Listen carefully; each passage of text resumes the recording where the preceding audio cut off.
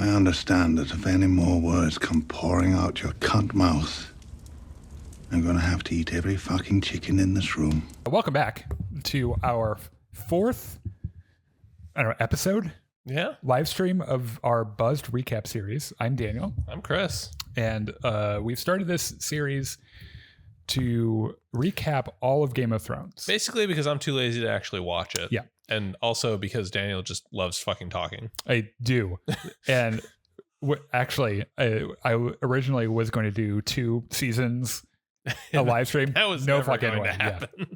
One of the comments on our on last week's video was like, I can tell that you want to give every single detail that you know and you're fighting yourself not to. Yeah. And it's like, you have no idea how that's true. Anyway, this is our new series where we get a little sloshed, and I explain to you what happens in the world of Game of Thrones. We're on season 4, which means that after tonight, we will be through half of the seasons.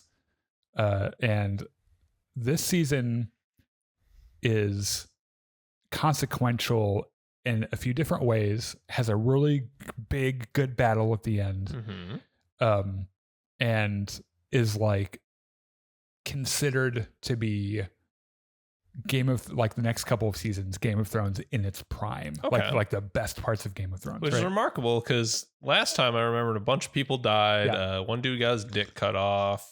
Yeah.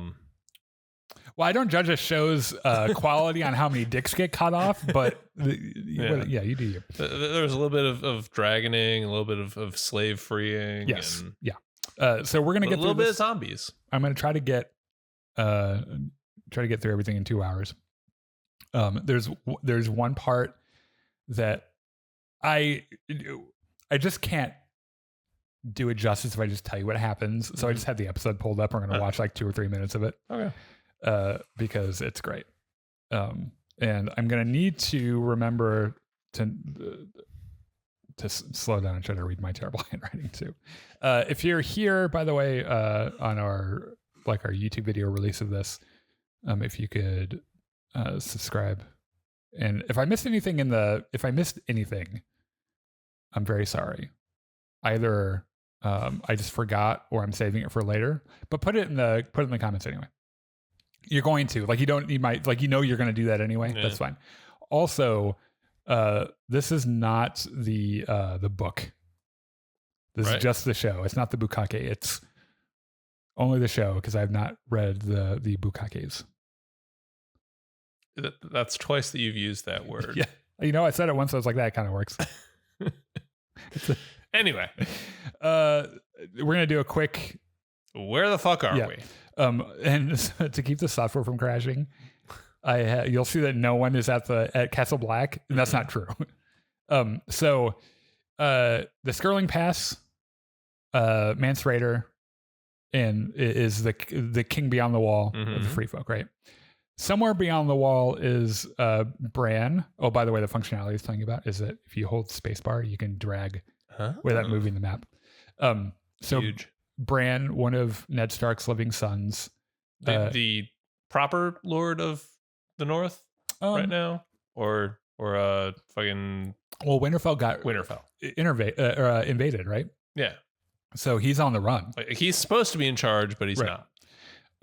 So he ditched his brother to go north, and Osha to go north of the wall. So it's Bran, this weird dude named Jojen that he met, Jojen's sister named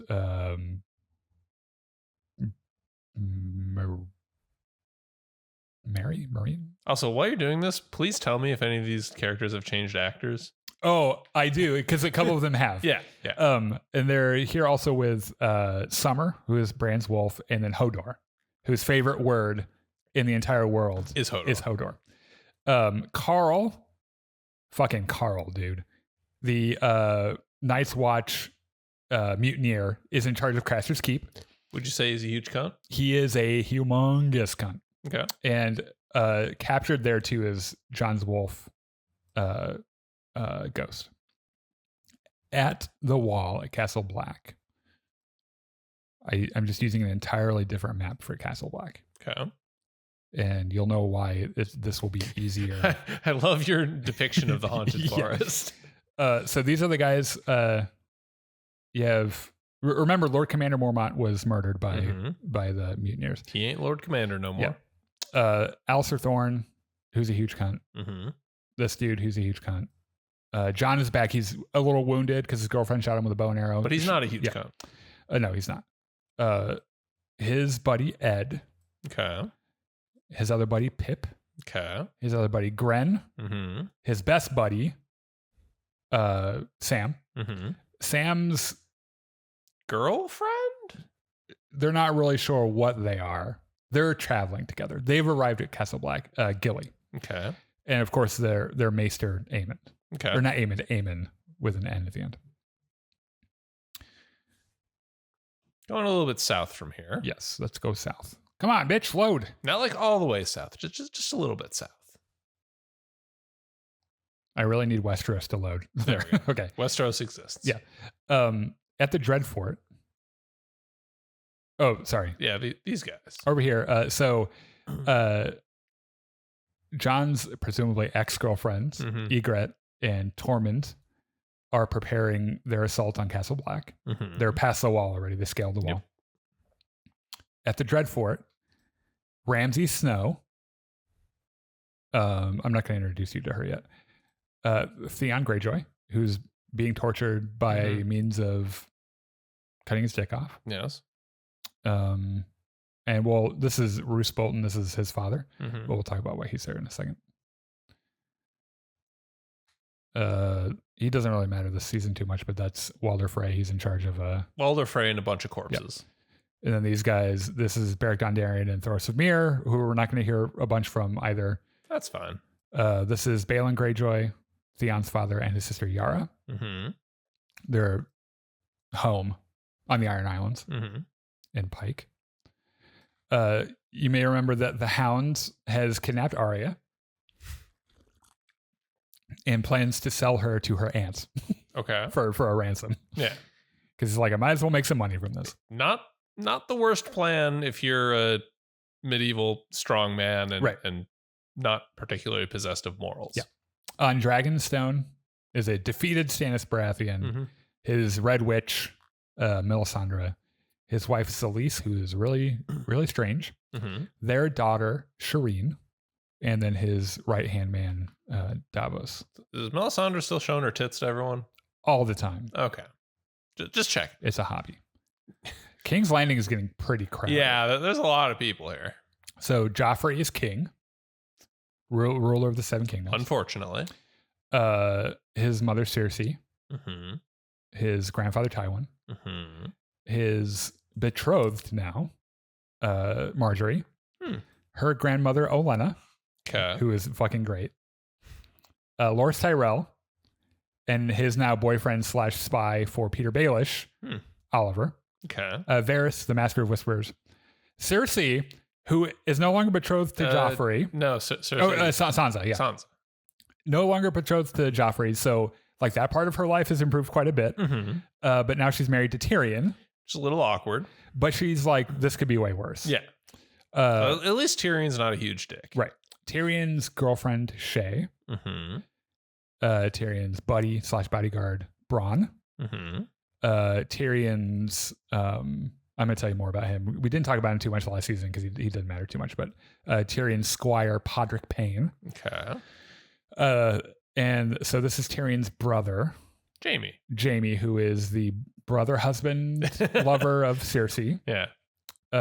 And the woman that brought him to King's Landing, Brienne of Tarth. And they happened to grab Qyburn. Okay. This guy that got kicked out of the Maester Club, and played by an entirely different actor this season is Tommen. Wonderful. Joffrey's little brother.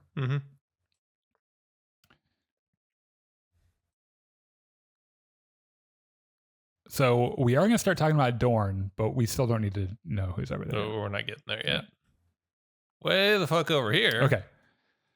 So I'm about to delete one of these so I can show you the difference. So Daenerys Targaryen, her friend Missandei, Mm-hmm. and translator that she freed. Grey Worm, who is the commander of the Unsullied Army. Mm-hmm. So this was Dario Naharis, who is the commander of the Second Sons mercenary group. Yeah. But they recast him, and this is Dario Naharis now, Okay. who is, to me, way more handsome. Sure. The former Lord Commander of the King's Guard, Barristan Selmy, and Jorah Mormont, who was J.R. Mormont's son, by the way, Mm-hmm. the guy that was the Lord Commander of the Night's Watch. His son Jorah is hanging out with Daenerys. Also, Daenerys is 3 dragons. Yes. And I put a new picture of Drogon to show you how much bigger they are. So this is Drogon, Mm-hmm. and then Rhaegal and Viserys. Okay. Or Viserion.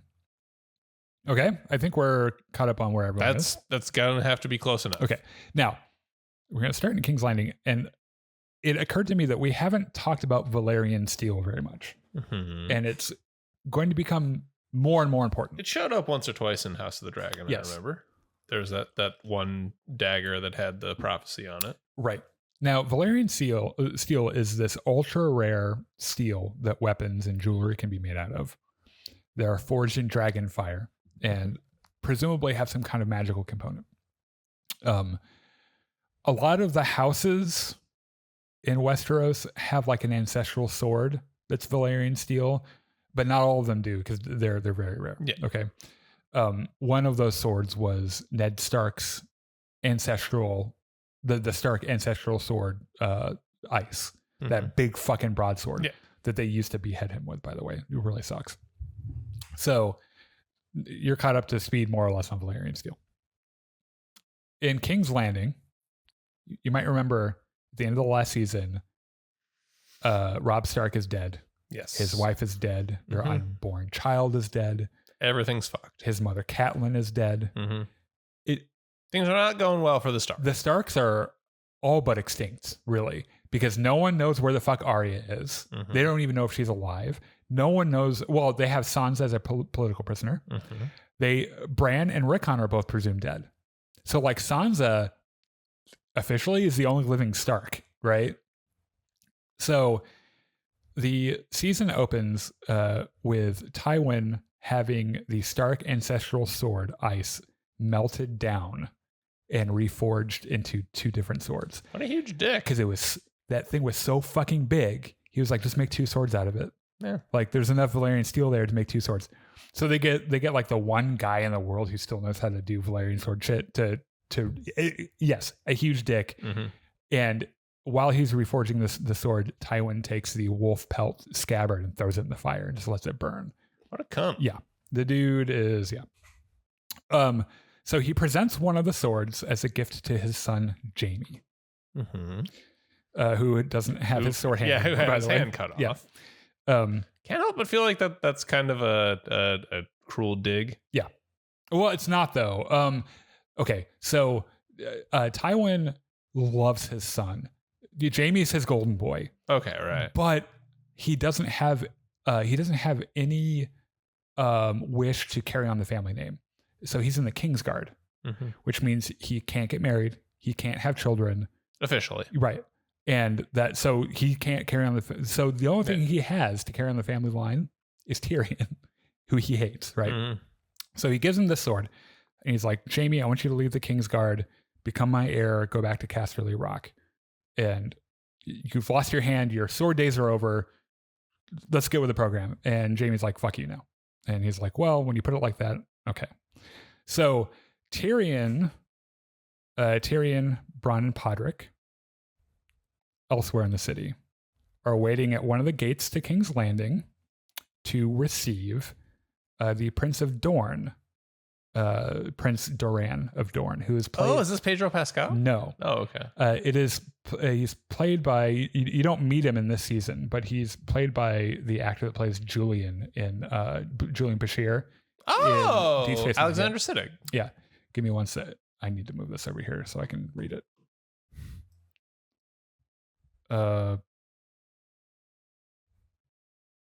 Shit. What's his last name?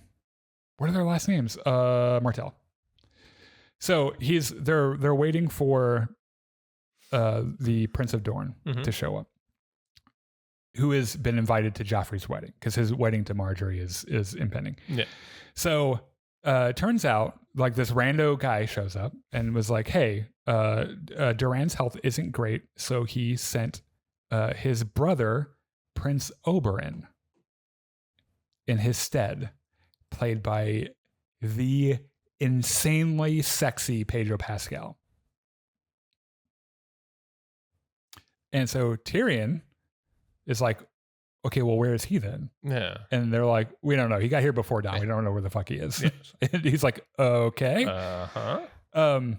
So Tyrion's like, we should find him before he kills somebody. By the way, he is known throughout the world here as the Red Viper of Dorne. The dude's a badass. Everyone knows he's a badass. Mm-hmm. He also is sometimes known to just randomly kill people he doesn't like. Huh. So Oberyn and his lover Ilaria, not his wife, so she's a bastard. Mm-hmm. So in Westeros proper, if you're a bastard, your last name is Snow, right? Yeah. In Dorne, if you're a bastard, your last name is Sand, because it's a desert. Sure, yeah. It's pretty much the India of Westeros, as you can tell by their clothing and stuff. Ilaria Sand.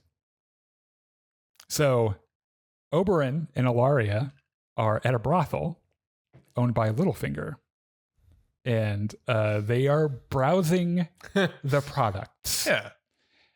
And they bring out a bunch of girls, and Oberyn's like, I kind of like that one. She's like, yeah, I kind of like that one too. And they bring out some boys, and Oberyn's like, he's hot. I want him too, which reveals immediately in the first scene of his character's introduction that Oberyn is bisexual. Okay. And has this whole thing about like, why would I limit myself to one side of this? Why wouldn't I enjoy everything? Sure, makes sense. Because in Dorne, people don't give a fuck about that. Like people just don't think about it. They just fuck. Yeah, exactly. So they start to get real cozy, right? They're on the bed and they're kind of getting warmed up and everything. And Oberyn hears in the next room a couple of guys singing "The Rains of Castamere," which is the Lannister family song. Mm-hmm. They tend to sing it when they're about, because Lannisters are assholes, right? So Oberyn, it's very apparent that he has this unbridled rage for Lannisters, and you don't know why yet. So he walks in and confronts them. Like they're getting ready to fuck and everything, and he walks in, and they're like, "Oh, you're fucking Oberyn, the Prince of Dorne, and you're bastard fucking wife or whatever." Yeah. Like, do you guys really fuck goats down in Dorne? Like, you fucking dirty bastards. And Oberyn gets a little bit closer to him.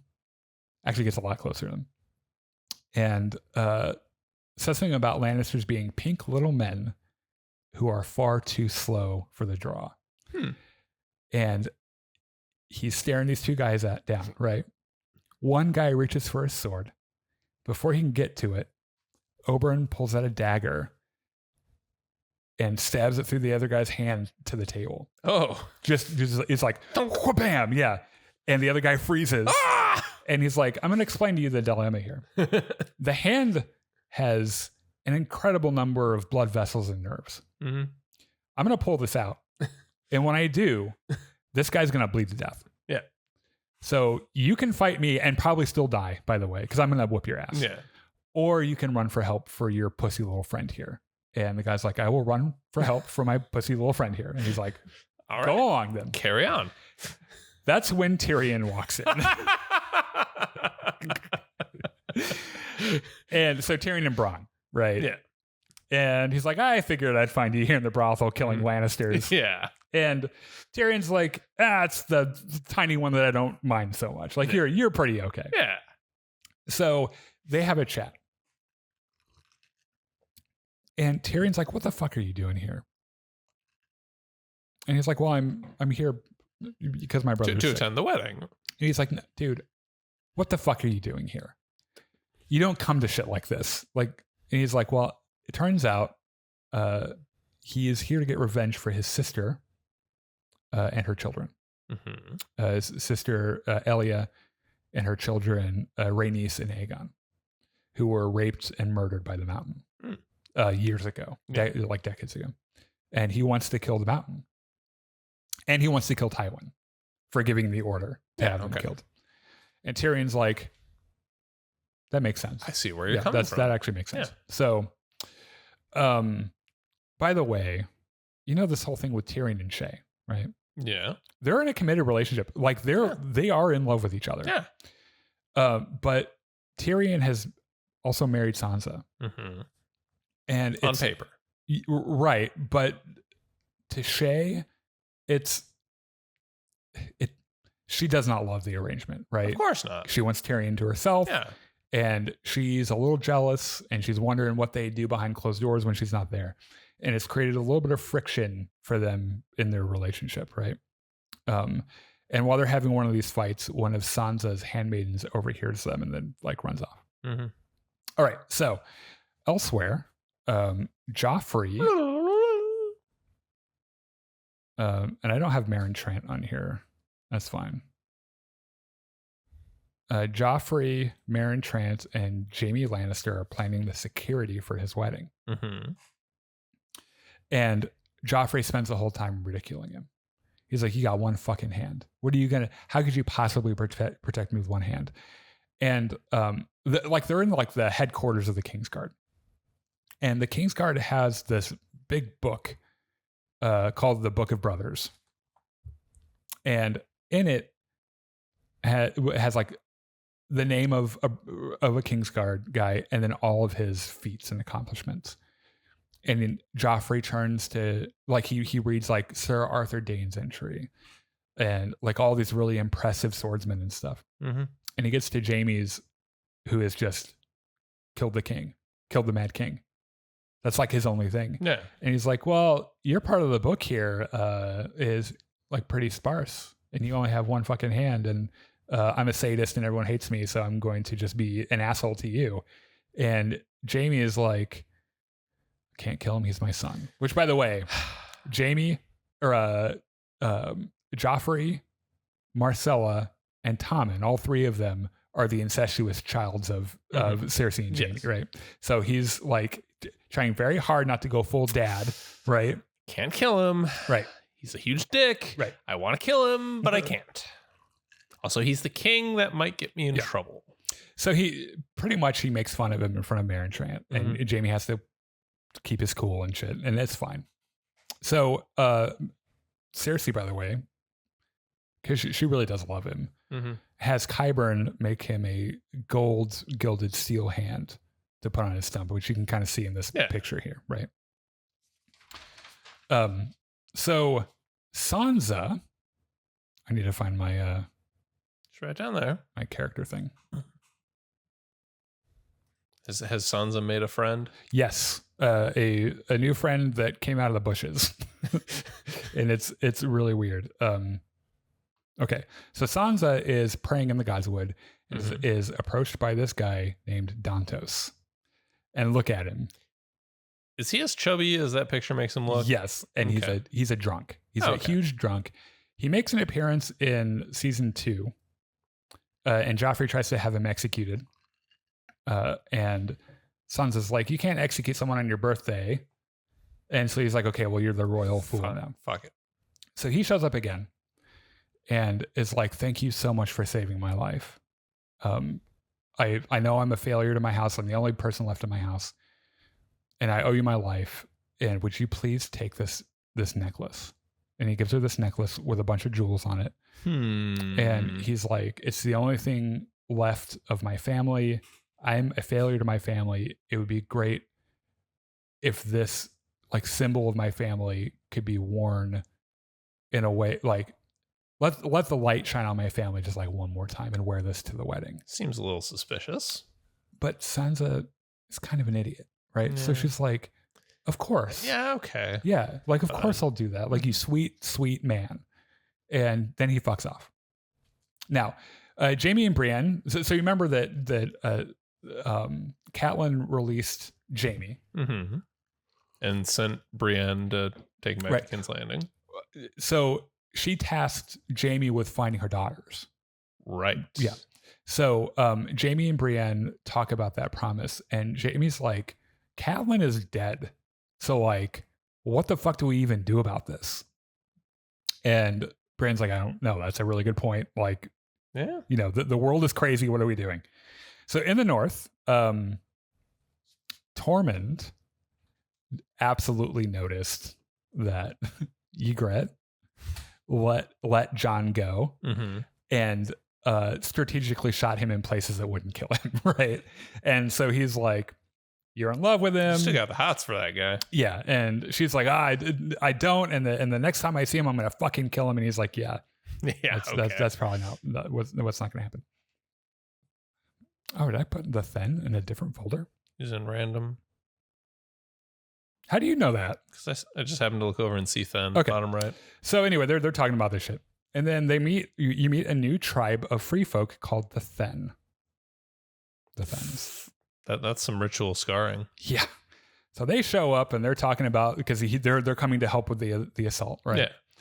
And they're like, he's talking to Tormund and shit, and like a couple of his guys, you see him in the background, they take the rabbit off the spit that they're cooking, and they start putting something else on there, and it turns out it's a human arm or a leg or something, and their whole thing is that they just eat other humans. Like that's their entire diet. It's pretty fucked up. Yeah, and he's like, we're gonna fucking eat the people at Castle Black. It's gonna be fucking great. You should try it. At the wall, Jon is recovering from his injuries because, like I said, as he was running away, Ygritte shot him in places that were not lethal, but still fucking hurt. Yeah, because she's a great shot. Like that's her thing, is like shooting arrows and shit. So he's on the mend, right? And then he finds out that Robb was murdered, and it just absolutely crushes him. Yeah. So he's summoned to testify about his time away from the Night's Watch, right? And Jon's like, we had this whole plan. I was going to kill Alistair Thorne's friend, by the way. He told me to kill him so they would trust me, and because he knew that only one of us was coming out of this alive, and like we had this whole thing, and then I was there, like I was a spy for the Night's Watch, and I fucked somebody. Yeah. And they're like, so you admit that you broke your vows? Yeah, you did everything that you were not supposed to do. Yeah. And he's like, yeah, I'm sorry. There's no use lying about it. Yeah. I fucked somebody. To be fair, it was awesome, and I'm glad I did it. She was kind of hot. And they're like, well, okay, well, we're going to... That doesn't make it better. Yeah, we're going to hang you. Yeah. Like, well, we're going to execute you. And then Maester Aemon speaks up and is like, if we killed every ranger that went and fucked someone, everyone in this motherfucking room would be dead. Can we stop fucking with each other and like stop picking on Jon Snow? And they're like, that's actually a pretty good point. Yeah. So we do all fuck whores. Yes. So they go down to Molestown, right? Yeah. So Jon tells them about the imminent attack from the wildlings. He's like, I just clicked on Castle Black again. Yes, you did. He's like, they're going to show up. I lied to them about our forces. I said we are much larger than we actually are. And so they're probably coming with a lot of people. And thinking about that in retrospect was probably a very, very bad idea. Yeah. And they're like, okay, we're not worried about it. Like the wall has stood for like a billion years or whatever. It'll be fine. Yeah. So in the Riverlands, Arya and the Hound are hanging out, which is to say that the Hound, Arya is the Hound's prisoner, and they're both like they only have one horse. That's got to be awkward. Yeah, so it's him, and she's like in front of him because he doesn't want him. He doesn't want her to like run off and shit. Yeah. So the Hound, as we said, the Hound's plan is to take him to Aunt Liza for a reward, and Arya's like, "Can I at least have my own fucking horse? You smell like shit." And he's like, no. So as they're going along the road, they notice dead bodies and overturned carts and shit. And so they arrive at a tavern. And there's this really funny shot. I wish I had gotten a picture of it. Of them looking at this, like they're standing in the bushes, scoping out this tavern, and all you see are their faces sticking out of the bushes. And they're watching people go in, and they're very hungry because They're just like living off the land and shit. And they're both like, we should go get some food. Yeah. And then the Hound's like, there are a bunch of Lannister men in there. Like, it's not going to work. And so they watch as this guy walks in to the tavern. Mm-hmm. And Arya goes, oh my fucking God, that's Polliver. He's one of the guys I'm going to kill. And the Hound's like, who the fuck's Polliver? And she's like, he killed my friend Lami. And he's like, what the fuck's a Lami? Like, and Arya's like, look, all you need to know is he's on the list. Yes. She just runs off, and he's like, son of a bitch. God damn it. So they go in. They sit at a table. Mm-hmm. The Hound is almost immediately recognized by these Lannister men. Yes. So Polliver walks over and like starts to like make friends with him and shit. And he's like, you should join us. We're keeping the king's peace. We're just robbing people blind everywhere. Yeah, it's great. And no one does anything because we're the king's men. Mm-hmm. Like, you could come with us. We could rape and pillage our way through all of Westeros, and it would be a fucking great time. And there's this whole gag, by the way, where the Hound really wants a chicken. He really wants to eat chicken. And so he's like, I'm not going to do that. But I'll take that chicken that you have. And the dude's like, no, that's my chicken. And he's like, well, it's my chicken. And he's like, are you really going to die over a fucking chicken? And the Hound's like, well, someone's going to die over it. And the guy like tries to talk his way out of it. And the Hound says, and I'm paraphrasing, but not really, says, if any more words come pouring out of your cunt mouth, I'm going to eat every fucking chicken in this room. And Polliver is like, okay. So I heard about the whole fuck the king thing. Yeah. And I didn't dare believe it. But are you really a fucking traitor? Like, is this what you are now? Mm-hmm. And there, by the way, there's this whole other thing about where he's like, hey, can I borrow your little girl that you have? Because I am interested in that as well. Mm. And he's like, I'll trade you for a chicken. So the Hound reiterates, mm-hmm. puts a very fine point on it, and is like, yeah, fuck the king. And so all the Lannister guys draw their swords, and the Hound takes on like 6 of them, right? And does a pretty good job. And I mean, by the way, I will also say that you might remember the last time we saw Polliver, he stole Needle, mm-hmm. the sword that Jon made Arya, right? Yeah. And when she watched him walk into the building, she saw that he still had it. So the Hound is cutting through all these guys. He's taking damage. Yeah. And there's one part where it looked like one of the Lannister guys might get the drop on him and kill him, and Arya just watches, like doesn't move to help him or anything, mm-hmm. because the Hound is on her list too. And then he gets up and is able to, so he hurts Polliver, and Polliver's laying there, and Arya walks over and takes Needle off his belt, and she's like, she mimics everything that he said. She when they had their last encounter, she mm-hmm. pulls the sword out and is like, that's a really nice sword, boy. And then looks down at him and says, something wrong with your legs, boy? And he's like, what the fuck are you talking about?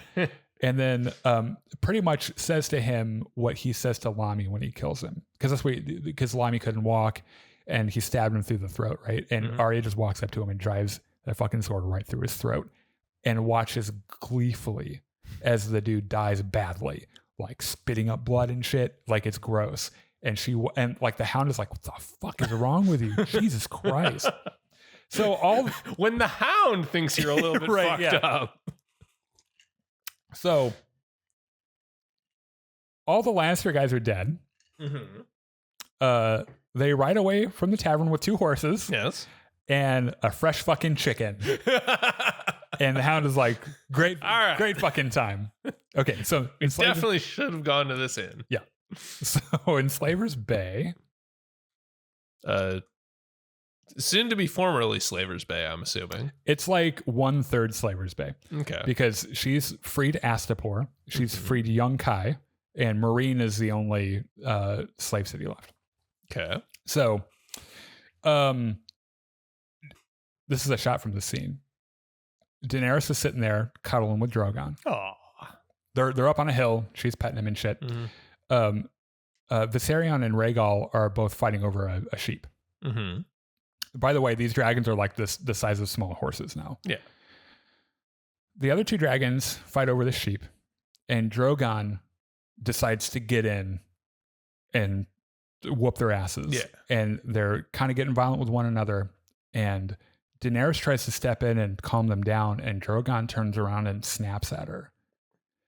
And she's like, first of all, it's never happened before. Also, this dragon is a fucking dragon. Like, these things are dangerous. What the fuck? Yeah. Like, when they were little, they were real cute. They're just like little puppies. But no, like, Drogon turns around and is like, bitch, you touch me again and I will fucking roast you. And she's like, okay. All right. So we have new Dario Naharis. Mm-hmm. By the way, he wants Daenerys so hard. Yes. He lays it on thick. He brings her flowers and shit. Daenerys has her sights now set on Marine, who's this is the Great Pyramid of Marine, which is where the rulers are, right? Yeah. So Daenerys wants to go to Marine and do her Abe Lincoln thing. Mm-hmm. So they start their march to Marine. And when they get close to Marine, they come up on a crucified slave child. And a scout comes back and is like, there are 168 of these every mile. Every mile there's a slave kid crucified. And Daenerys is like, I'm going to kill every one of those motherfuckers. So she orders them to bury all of them and take their slave collars off before they bury him. Mm-hmm. And they're like, okay, well, we'll ride ahead and do that. And she's like, no, we're going to stop at every one, and I want to see their faces when we bury him. So they do that. And that's the end of the episode. Okay, now on Dragonstone. This is the episode, The Line in the Rose, and you are going to enjoy this. Okay. How's things going with Team Stannis? He's in a rut. Yeah. He's having a bad time. He's still real depressed. It's kind of what happens when you make a power grab and it fails. It just totally fails, yeah. And then you come home and you're reminded how incredibly fucked up your wife is. So on the beaches of Dragonstone, Melisandre is burning people at the stake.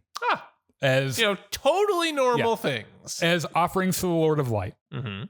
One of them is Selyse's brother. Oh.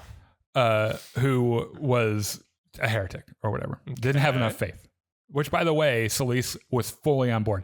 Because you find out that Selyse is a Lord of Light fucking fanatic. So, like, Melisandre burns her brother alive and she's like, fucking deserved it. So, it also turns out, I think we might have talked about this, Selyse hates her daughter. Mm-hmm. We talked about that. Okay. That's pretty much it. They're burning people at the stake. Because Melisandre got bored and she's like, one of my hobbies, as it turns out, is burning people at the stake. What if, and this is just me spitballing here, what if we combine these two and we burn people at the stake and I flash my tits at them at the same time? Yeah. Wouldn't that be fun? Okay. So at the Dreadfort, Ramsay is hanging out with his new psycho bitch girlfriend, Miranda. Now, let me ask match you, made in heaven. Have you ever met anyone named Miranda who wasn't a fucking psycho? And if you are watching this and your name is Miranda, you know what you did. Anyway, so this is Miranda. Okay. They are on a hunt together with their hounds. Now, guess what they're hunting? They're hunting people. Yeah. So they have Theon, who is now known as Reek. Mm-hmm. You remember from the last season. Yes. As their little assistant. Mm-hmm. And they make him watch these hounds tear this servant girl apart. And they're making out and shit. Like they're really into it. Yeah. Time. So Roose Bolton comes back home. And Roose Bolton is like, Ramsay. The fuck? Well, no, he knows his son. No, he's like, that's what he does. Yeah. Meet my new wife, Walda. And Ramsay's like, okay, well, didn't know you were into that, but you know okay. what? Whatever makes you happy, man. Mm-hmm. And I'm pretty sure, and someone correct me in the comments if I'm wrong, I'm pretty sure Walda is one of Walder Frey's daughters that he married off to Roose when they did the whole Red Wedding. Mm-hmm. So, since Theon, by the way, has taken on this weak persona, he's really docile. He's been conditioned to be a servant pretty much. And it's really heartbreaking. But when you consider what he did, like when you start to feel sorry for him, you remember what he did, and then you're like, oh, but even still, it's still real fucked up. There's this whole scene where he introduces him to Roose, and he's like, oh yeah, he's my slave now. Don't worry about it. Like he'll do exactly what I say. And he has Theon, he hands him a straight razor and has him shave him. And Theon shaves him and doesn't immediately cut his throat, which Roose is like, I'm not going to lie, I thought he was going to cut your throat. Yeah. That's impressive. Yeah. So I may not agree with your methods, but you get results, kid. So this is the problem that they have. Everyone always has problems in Game of Thrones. Yeah. Bran and Rickon are still alive, and the North is pissed. Understandably so. At the Boltons and Walder Frey for the whole Red Wedding thing. And so they're like, everyone's going to rally behind Bran and Rickon whenever they come back from wherever the fuck they are. Doesn't matter that they're like 2 and 10. They're going to have an army. Right. So Roose sends his buddy Locke. He's like, I want you to go find the boys and kill them. During this meeting, by the way, Theon learns for the first time of Rob's death. And because of the situation he's in, can't outwardly mourn, but you can tell that he's just absolutely devastated by it, because he and Rob were really close. They were practically brothers, and the news hits him really hard. Yeah. So Roose is like, it would make sense that they'll go up to the wall to try to get to Jon Snow, their brother. So go up there, join the Night's Watch, and get, and he's like, okay, I'll go do that. That wasn't him dying. That was just him going to the wall. Yeah. He fucked off. So Roose orders Ramsay to take Theon to Moat Cailin. So Moat Cailin, I think I saw it further south. Yeah, there it is. So the Ironborn still hold this. And so he orders Ramsay to take Theon to Moat Cailin and reclaim it. And he's like, here's the thing. If you reclaim Moat Cailin, I will legitimize you as my firstborn son, and you'll be Ramsay Bolton instead of Ramsay Snow.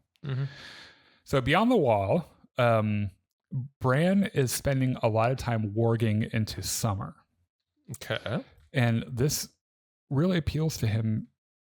Because now he can walk. And it I get it. And he spends a lot of time hunting and stuff, and spends very little time in his human body, isn't really eating or anything.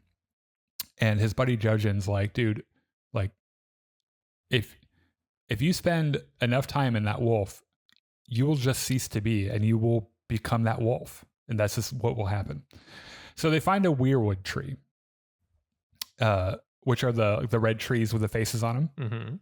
And Bran touches it and he has a vision. And these are the things that he sees.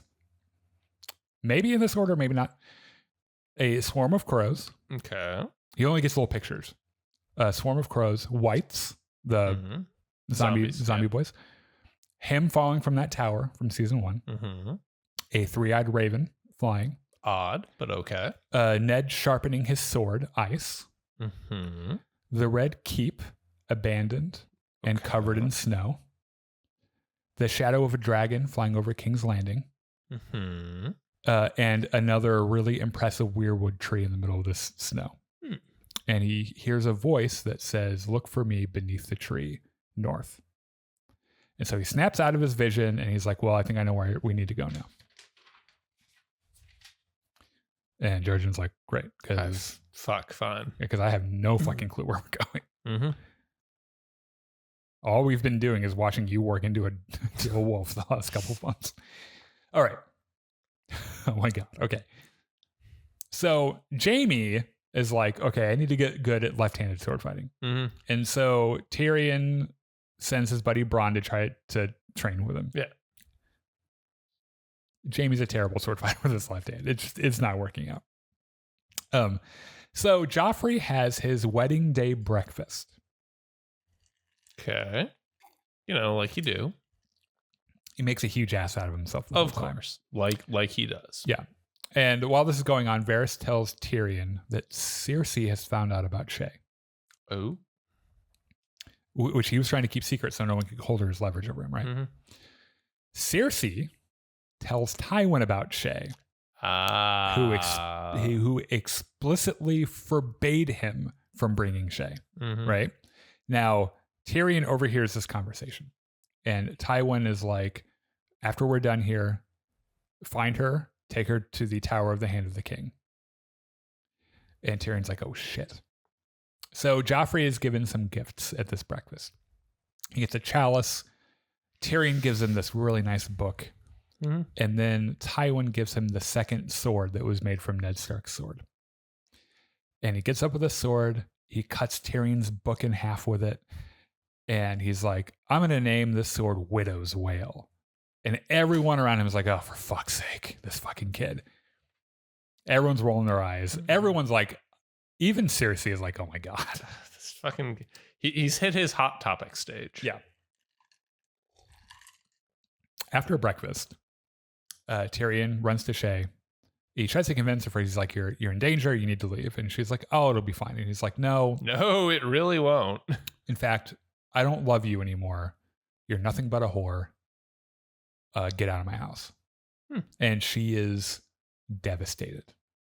And he's like, my buddy Bronn is going to take you with some money to Pentos, and you're going to live a life there. It'll be comfortable. You'll be happy there, but I'm not in love with you anymore. Fuck off. Mm-hmm. And so Bronn escorts her out. All right. Joffrey has his wedding. And it's obnoxious. Of course. It is. So he has this presentation by a group of dwarves who reenact the War of the Five Kings. And it's so offensive. And it offends everyone at this wedding because they show Robb getting murdered. They show Ned getting his head cut off. They show Renly dying, which pisses Loras off. Everyone is sitting around like, what the fuck is this, dude? What the fuck is wrong this with this fucking kid? Yeah. So, Joffrey loves it, by the way. Yeah. He's like, this is the best thing I've ever seen. There's an interesting sidebar between Brienne and Cersei. Cersei's like, hey, thanks for bringing Jaime back. And she's like, yeah, he's pretty cool. And she's like, you're in love with him, aren't you? And Brienne's like, oh. No. Well, she doesn't say no. She's a knight. She doesn't fucking lie. So she didn't say anything, which means she probably is at least a little bit in love with him, which, to be fair, he's very handsome. Fair. Like, you kind of get it. So everyone's disgusted by this. The dwarves, of course, are being just used for the shock value. So Tyrion's like, what the fuck, dude? Mm. So Sansa's wearing that necklace that Dantos gave her. She's actually looking very stunning the whole time. Mm-hmm. Sansa, I said, right? Yes. Yeah. Okay. So Joffrey pours wine on Tyrion's head to degrade him in front of people and shit. And after he's poured the wine on his head, he's like, I command you to be, it's my fucking wedding. I'll cry if I want to. And I'm commanding you to be my cupbearer. And so Tyrion hands him a goblet. And as Tyrion goes to grab it, he drops it on the floor and kicks it onto the table. Mm-hmm. And like, Tyrion's like, okay. And so he goes to get under the table to get it, but Sansa is like, saves him the embarrassment. I got you. It picks it up and hands it to him and shit. Right. So Tyrion fills it with wine and he hands it to Joffrey. And Joffrey is like, okay, now kneel. And Tyrion's got this look on his face like, that's not fucking happening. And they start to stare each other down. And Marjorie realizes that Joffrey's about to go postal, right? Mm-hmm. And it's like, oh, the pigeon pie is here, and distracts everyone, right? And that cools things down a little bit. Bless her heart. So Joffrey puts his goblet down on the table next to like some of the ladies, like Cersei and Lady Olenna and shit. Mm-hmm. And he uses his sword to cut the pigeon pie, and pigeons come out of it, except for the ones he hit with his sword, which are just dead there. Yeah. Right. Joffrey commands Tyrion to bring him his cup, and then he drinks from it. He takes a little bite of pie, and he takes a drink, and he starts to choke. And everyone's like, "Are you okay?" And Joffrey is becoming more and more panicked. And things start to get really ugly. Mm-hmm. And he starts to turn purple, and he can't breathe, and he's vomiting bile and shit. And he falls over, and Cersei rushes to his side, holds him in her arms, and he fucking dies in Cersei's arms. Well, shit. And before Joffrey dies, he points at Tyrion. Oh. So upside, Joffrey's dead. Joffrey's dead. Great day. Downside, Tyrion is fucked. Right. So Joffrey, Baratheon, Lannister, really dead. Later, bitch. See you later. By the way, Tyrion's the only one. He goes over and picks up the cup and is looking at it like, what the fuck is happening here? In the chaos, this guy Dantos runs up to Sansa and is like, "You're coming with me. We're leaving right now." And he ushers her away. Right? Mm-hmm. Not before. Sansa's like, "Wait."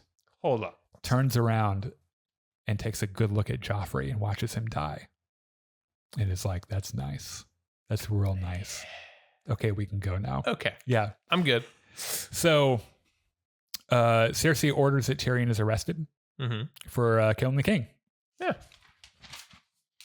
All right. The king is dead. Long live the king. Yeah. The king is dead, and is anyone really that upset about it? Well, Cersei. Pretty much Cersei. Yeah. And Tywin because of the how dare you, right? So everyone else is just like, eh. Tyrion is in prison. Sansa's his wife is missing, which we should probably move her in. Oddly suspicious. Yeah. So they lock down the whole city, right? There's a warrant out for Sansa's arrest. Joffrey's body is on display at the Great Sept, and there with Joffrey's body is his brother Tommen, his grandfather Tywin, and Cersei. And Tywin immediately starts getting his claws into Tommen and is like teaching him immediately about how like what qualities a good king has. And Tommen, okay, so if you were to make a list of all of Joffrey's attributes, Tommen is the opposite of all of them. Oh. He's sweet. He's really young. He's impressionable. Dear sweet baby Tommen. He is. He really is. He's such a sweetheart. And Tywin knows this and knows that he can manipulate the fuck out of him. So they leave. Tywin's like, here, I'm gonna teach you more about being a king. Because he's gonna be the king next. Yeah. Jaime shows up. This is their baby boy, by the way, that died. Not their baby boy, their oldest son. Yeah. No one knows, but well, actually, everyone knows, but like, yeah. Everyone knows, but they can't admit it publicly. Yeah. He dismisses all the nuns and shit, and this is a scene that most Game of Thrones fans are like, "What the fuck?" He dismisses the staff and he starts rubbing up on Cersei, who explicitly tells him several times no. And he does it anyway. And they fuck right next to their dead son's body. That's fucked up. It's a really good way to explain just the absolute toxicity of their relationship underneath all of it, right? It's just, it is so fucked up and it's hard to watch and it's just really gross. So turns out that Dantos has helped Sansa escape to a boat out in the Blackwater Bay. Okay. And that boat belongs to Littlefinger. Oh. And so this fucking guy. He pulls the little boat up to Littlefinger's boat. Mm-hmm. He gets Sansa up there, and Littlefinger looks down at him and he's like, we said like $10, right? And he's like, yeah, $10. He's like, okay. And he nods to one of his guys who looks over with a crossbow and shoots Dantos dead. Oh. So fuck that guy, I guess. Dantos is dead. And he's like, cool thing about dead people, they can't say shit to anybody. And Sansa is mortified. She's like, he was kind of fucking cool. Yeah. He gave me his fucking family necklace. And he takes the necklace off of her and he breaks one of the jewels and he's like, it's fake. I gave it to him. Like, stop being outraged by this. Mm-hmm. Everyone's looking for you. We need to go. So Oberyn is back at the brothel. Of course. I feel like that's just his native habitat. Yep. So he and his girl and Olivar are having a threesome. Mm-hmm. Just having a good old time. What's really funny is Oberyn's like, you gonna do some stuff with her? And he's like, no, sorry. And he's like, are you saying my woman's ugly? And he's like, I just don't like it. I'm sorry. I tried. Yeah. But if you want to fuck me, that's perfectly okay because I'm 100% into that. Yeah. And he's like, you know what? I get that. That's fine. So they're in the middle of a threesome. Mm-hmm. And fucking Tywin walks in. Who, by the way, you might remember is one of the reasons Oberyn is here. Mm-hmm. Right? And Tyrion has been formally accused of killing Joffrey and will stand trial. So Tywin's like, Oberyn, you can have a position on the small council. And I want you to be one of the 3 judges of Tyrion's trials. And Oberyn's like, why? And he's like, it would be really nice to have Dorne in the fold again. So let's repair our problems. Let's have a good alliance, and that way everything is fine. And Oberyn's like, yeah, okay, right. This sounds good.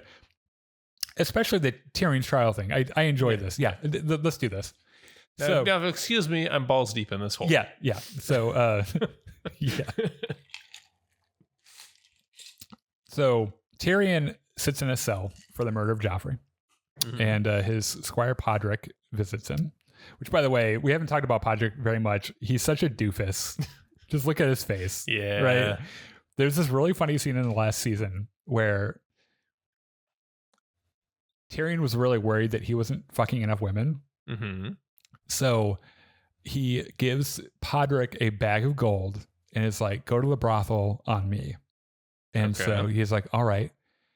And he goes, and several hours later, one of the sex workers there returns back with a bag of, or Pod comes back with a bag of gold. Mm-hmm. And Tyrion's like, the fuck, dude? Yeah, you're supposed to pay them. And he's like, they gave it back to me. And he's like, what do you mean they gave it back? Why? And he was like, they enjoyed their time that they gave it to me for free. Huh. And Tyrion grabs a glass of wine. He gives one to him. He's like, sit down and tell me fucking everything. And it turns out apparently this fucking doofus Podrick is some like sex god. Good for him, honestly. So anyway, Podrick visits him, and he's got some information. He's got like a witness list, and Tyrion's like, I need to speak to my brother Jaime. Can you make sure that happens? And it turns out that Tywin offered Pod a knighthood if he'd testify against Tyrion. Ooh. But he refused. Oh. Because of course he would. Good for Podrick. Yeah, and he really is such a great guy. So Tyrion, he's like, look, if they offered you something and you didn't accept, they're going to kill you. Like, you need to flee King's Landing. And he's like, no fucking way. I'll stay here with you. So in the Riverlands, I assume Arya has continued her murder tour. Oh yeah, Polliver's dead, by the way. Yeah, he's gone. Cross that guy off her list. Mm-hmm. So Arya and the Hounds have begun their epic trek to the Eyrie. to Aunt Liza, right? And this family takes them in along the way. It's a guy and his daughter. And they feed them. The next morning, the hound knocks the dude out, takes his bag of silver, and is like, don't worry about it. They'll be dead by winter anyway. Ari's like, dude, not cool. Yeah. Ari's like, this shit right here is why you're on my list, by the way. So in Dragonstone. Well, you saw what happened to the other guy, right? Like, I'm not fucking around about this list. Oh, shit. Forgot to do that. Okay. So in Dragonstone, Stannis learns about Joffrey's death and is like, yes. And he's like, okay, look, if we don't strike soon, my claim is going to weaken. Yeah. But I don't have an army. They all died in the Battle of Blackwater. Yeah. And Davos is like, we could go to Braavos to the Iron Bank. I know just the guys. And they might lend us the gold. And that's his big idea. Mm-hmm. In the north, the wildlings massacre a village. Ooh. And it's like Tormund and Ygritte and the Thenns. It's really gross. And because the Thenns then eat everyone. Right. So we meet a very young boy named Ollie. Who watches them murder his mom and dad. It's not very nice. And this Thenn grabs him and he's like, I want you to run to Castle Black and tell them what happened here. By the way, I'm going to eat your mother. So have fun. See you later. He's like, I want them to know we're coming. Okay. Yeah. So he just panics and runs north, right? Yeah. So at the wall, Sam is really worried about Gilly. Because you might remember that the men of the Night's Watch aren't allowed to fuck anything. Yeah, so they're yeah. And Gilly's a girl, so everyone's like, "Ooh, this whole thing could work." Yeah. So he sends her to Molestown. So I'm going to delete her off of here. Now, Molestown is a town that's just slightly south of Castle Black, and it's where all the prostitutes live. Exactly, yeah. And it's where the Brothers of the Night's Watch go if they want a little something. Molestown right here. Where is Gilly? Gilly. Yeah, left side, second column. Yep. Second row. So she's in Molestown. Sam works out a really good deal with her. Doesn't have to be a prostitute. Yeah. She's gonna clean and stuff, right? And cook. So Ollie gets to the Night's Watch and tells them what happened. And they don't have the manpower to leave the wall to help these, to help anyone else that they might attack. So they're like, sorry, we have to stay here. So Ollie's just kind of hanging out with them now, right? Yeah. Okay. So in Slaver's Bay, all the fucking way on the other side of the world. Come on, Mitch, let's go.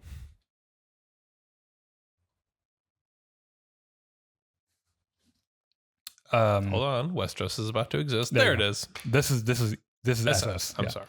So Dany's got her sights on freeing Marine. She shows up to the front gate of the city with her fucking army and her fucking catapults and shit. She's got Dothraki screamers. She's got the fucking Unsullied. She's got the Second Sons. She's got her fucking dragons. And she knocks on the door and she's like, excuse me, I'm here to free all of your slaves. And they're like, nope. No. Close the door. And no, you're not. Well, that's fine. I'm going to siege your city. And one of the masters speaks up and is like, we challenge you to a champions duel. We'll send out a champion. You send out a champion. Whoever wins, wins. And then you leave us the fuck alone. And she's like, okay. So immediately, Grey Worm, Jorah, and Barristan Selmy all are like, oh, send me. Yeah. I'll fuck them up. And she's like, you're way too important. You guys are my most trusted advisors. I can't afford to lose you. And she looks over to Darion Naharis. It was like, you're a piece of shit, though. I could lose you. Which, by the way, she's you're a piece of shit, and you're never getting any of this. Well, that's the thing. She actually really is into him, right? Oh, okay. She absolutely because look at him. Okay, yeah. But she can't say it, right? But she's like, I could lose you. So you fucking, he was like, I thought you'd never ask. So their champion, he's a big fucking knight on a horse, comes out. He insults Daenerys. He insults the Unsullied for not having cocks. Mm-hmm. And he pulls his dick out and just like pisses on the ground in front of him and shit. And Daeron Naharis walks out, and Daenerys is like, you should have a horse. Like, the other guy's got a horse. And he's like, I don't need a fucking horse. That's fine. So the knight charges at him. Mm-hmm. Daenerys is like, oh my God, just take a fucking horse. Idiot is dead. Daeron Naharis pulls out this dagger with a naked woman on it that he loves. Mm-hmm. And he kisses it. And he throws the dagger and kills the horse. The dude flies off, lands in front of him. Before he can get up, Daario just cuts his head right off, takes his dick out, and pisses right in front of him. Daenerys is like, oh man. All right. So she gives a speech, because everyone on the walls are watching now. Fucking slaves, slave owners, and everything. They're all out there watching. And she's like, I'm here to free all of y'all. Wouldn't that be nice? No gods, no kings. Yeah. She's like, you kill the masters. We'll come in and everything will be great. And she has all of her catapults fire, and they all fire, but it's not like ordnance. They're just barrels. Mm-hmm. And when they hit the walls, they're all the barrels are full of broken slave collars. So all the slaves are watching as all these broken collars are raining down around them. And the slaves are like, oh, damn. Oh, she's serious. Yes. Like that's a lot of freed slaves. Yeah. So, okay. In Marine, we're still in Marine. Mm-hmm. Grey Worm and Missandei they become friends. Mm-hmm. So they got a lot in common. Yeah. You know, former slaves. Right. Exactly.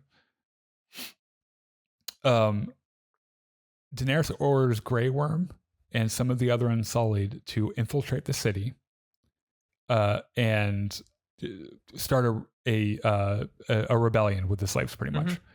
Like a revolution.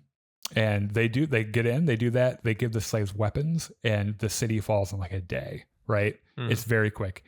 Daenerys orders the execution of 163 of the great masters, one for every dead child that she saw on the way there.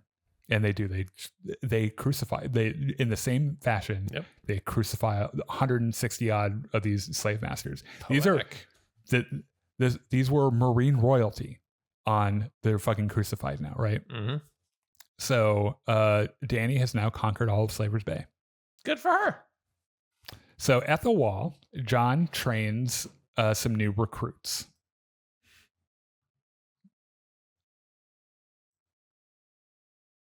And Ollie. Yeah. Because he's like, you know what? I'm here. You know what? You're here. Yeah. You might as well. One of those new recruits is this guy named Locke. Kind of suspicious that he just showed up. Yeah. He's the guy that cut Jaime's hand off, by the way. If you remember. Now, since J.R. Mormont is dead, there is no official Lord Commander of the Night's Watch. Alistair Thorne would very much like to be. Mm-hmm. But Jon is also becoming very, very popular. And he's worried that he'll win the election. Oh, there's an election. Yeah, they elect their leaders. Yeah, right. It's like the weird, like very progressive. Yes, in a lot of ways, actually, kind of. But yeah. So Jon, however, isn't even thinking about that. Mm-hmm. He's just like, this is my job. I gotta. Yeah. Well, what he says, he's like, look, I lied to the free folk and said there were thousands of us. If you remember, North, that asshole Carl is at Crasper's Keep, knows how many people we actually have, and they have to hit that before they hit us. So if they get a hold of them, they're going to tell them how many people we actually have. Yeah. And then we whatever. We're going to be fucked. Right. So I want to take some good men, retake Crasper's Keep and kill the mutineers. Right. And Alistair's like, if you're up there doing that, you can't be down here for the election. That sounds like a great fucking idea, Jon Snow. Fucking go for it. By all means. Yes. All right, so we're going back to King's Landing. Jaime visits Tyrion in jail. Right. It's like, why'd you fucking do it, man? Well, Jaime knows that Tyrion didn't kill Joffrey. Huh. It's also a good, if I haven't mentioned this before, Jaime and Tyrion are very close.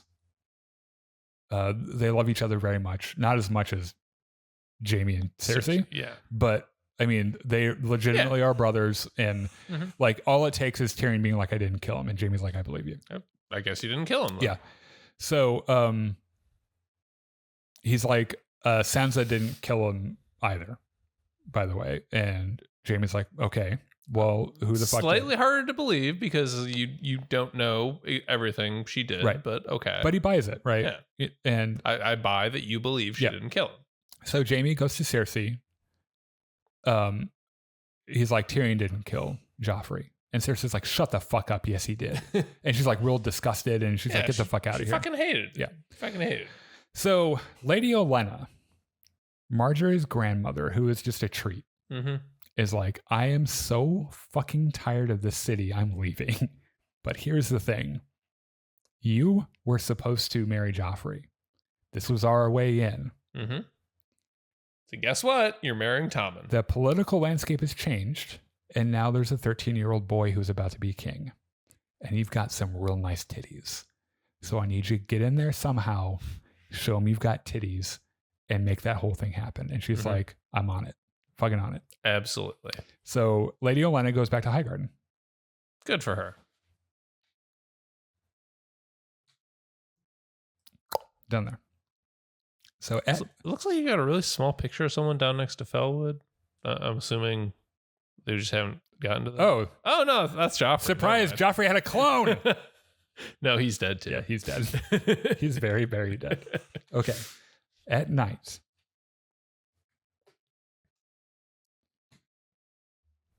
Marjorie slips past the King's Guard and sneaks into Tommen's room. And he is so adorable. Like, he doesn't understand at first what's happening. Yeah. And she walks in and she's got her candle and she's in a very revealing nightgown and shit. And he's like, oh my gosh, you're Marjorie. And wasn't that really sad about Joffrey? Yeah. And do you want to see my cat, Sir Pounce? He's really cute. Aww. And she's like, that is the cutest cat I've ever seen. And you're such a sweet boy. And I got to tell you, you're really handsome. And you haven't tried to show me a crossbow yet. Right. Or kill anyone in front of me. Yeah. Which already puts you like many steps ahead of your brother here. Yeah. And Tommen's like, yeah, Joffrey was a cunt though. Yeah. So she's like, I think we should be friends. And he's like, I think that's a great fucking idea. I love friends. And absolutely. He's like, but my mom's going to be really upset that you were here. And she's like, why would she be upset? You're going to be king. Yeah. You don't have to tell her anything. How about we just keep this our little secret? Yeah. And he's like, that's okay. That's a great idea. Right. And she turns around and leaves. And as she's leaving, she moves a little bit. Yeah. And sways the hips a little. Like Tommen gets it as she's walking out. It's like, oh, this is what a boner is. Yeah. And she's like, I'll come back. We'll hang out be again. in touch. Yeah. And he's like, oh my God, I hope that you come back very soon. So he like immediately falls in love with Marjorie, right? Because she's gorgeous. She really is. Yeah. And he's like, oh, hell yes. So Jaime asks Brienne to find Sansa, right? He's like, I got to stay here. My nephew just died. Yep. You should continue. Yes, I have an epic quest for you. Yeah. Go find Sansa. Go find Sansa. Keep her safe from the people who would turn her into Cersei. Because I know that she didn't do it. Tyrion said she didn't do it. I believe him. Yep. You can't let Cersei get a hold of her because she'll kill her. And he gifts her the sword that Tywin gave him. Ooh. And she names it Oathkeeper. Okay. Which is kind of a really touching tribute to Jaime, who is known as the Kingslayer, right? And he's like, oh, I forgot. I have one more gift for you. A squire. Aww. And she's like, I don't want a fucking squire. And he's like, well, this kid needs to get out of King's Landing anyway. Yeah. So here you go. Like this kid needs to be elsewhere. Yeah. So I'm kind of killing two birds with one stone here. So they fuck off. They fuck off. Yep. Okay, so which, honestly, getting out of King's Landing probably does wonders for anybody's life expectancy. So what's that? Getting out of King's Landing does wonders for anybody's life expectancy. At the very least, the disease and shit. Yeah. If so not, being murdered in intrigue. On the Narrow Sea, Sansa figures out that Littlefinger was involved in Joffrey's death. Because she still kind of is an idiot, but she's starting to figure it out, right? Yeah. So he admits it, and he tells her about the necklace. And he's like, one of those jewels had poison in it. And she's like, well, why the fuck did you do it? And he's like, I wanted to sow chaos. And she's like, that's bullshit. That doesn't make any goddamn sense. Yeah, you did it for some other reason. And he's like, I'll never tell.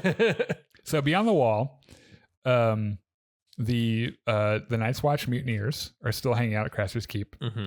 They're having all the fun they can have with Craster's old daughter wives and eating all the food and shit. Those poor women. One of Craster's wives, who is still pregnant, gives birth to a boy. And all the women are like, he's got to be sacrificed. This is the fucking deal, right? That Craster set up. Like, someone's got to do this.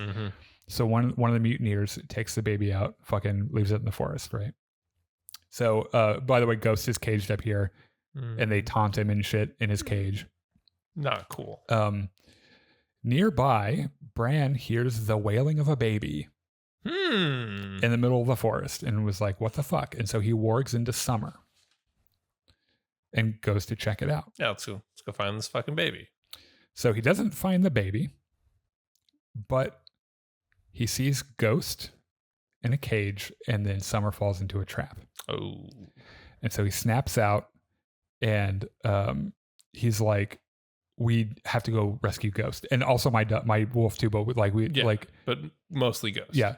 So they go and try to scout out the location. Like, they get kind of close, and they're immediately captured. Right. So they're tormenting Hodor, who is giant but can't fight. He's an idiot, right? And so they tie them all up and shit. So Bran ends up revealing his identity to Carl, and it's like, I'm fucking Bran Stark, motherfucker. And he's like, oh, that's valuable to us. Very good. So in the Land of Always Winter, do you know where that is? It's way fucking north. We meet a new character. Oh. A White Walker brings this baby, sets him on an altar. The Night King walks up, picks him up, and the baby is like, first of all, was wailing, and then was like, okay, this is a little weird. Okay. He touches his cheek, and the baby's eyes turn blue. Ooh. That seems ominous. Yeah. And I'm not sure, they never fully explain this. I'm not sure if the babies end up becoming the White Walker generals or not. Or if there's like some kind of magic involved where like do they age the same, or like the next day is it just like a fully grown adult or something? I don't know. It's really weird.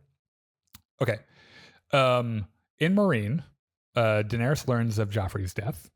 And is like, all right, cool. Yeah. But off my list. Right. But like, she didn't really know anything about Joffrey other than he's a usurper, right? So she's like, oh, well, that's very sad. And learns, sucks to be him. Yeah. Learns of Tommen's imminent coronation. It's like, no. We cannot be allowing that. Yeah. So while she's hanging out in Meereen, Dario Naharis gets bored and captures the Meereenese army without her asking. Or not the army, the navy. Sorry. And he's like, I have ships. I found ships. Now they're ours. And she's like, I didn't ask you to do that. And he's like, well, I did it anyway. Can we please fuck? And she's really irritated at him and shit. But then she starts to think, a bunch of ships means I can sail to Westeros. True. And Barristan Selmy is like, that's a good fucking idea. Yeah. But Jorah's like, I'm not crazy about this because like, we don't have enough men. We're not sure who our allies are over there yet. Like, so Daenerys learns that all the slaves in Yunkai have been recaptured. Oh. And re-enslaved. And Astapor has replaced her installed council with some asshole named Cleon, who was a slave but is now referring to himself as His Imperial Majesty. And Daenerys is like, that is not what the point of this was. Fuckheads. Yeah. Let me just go fix this real quick.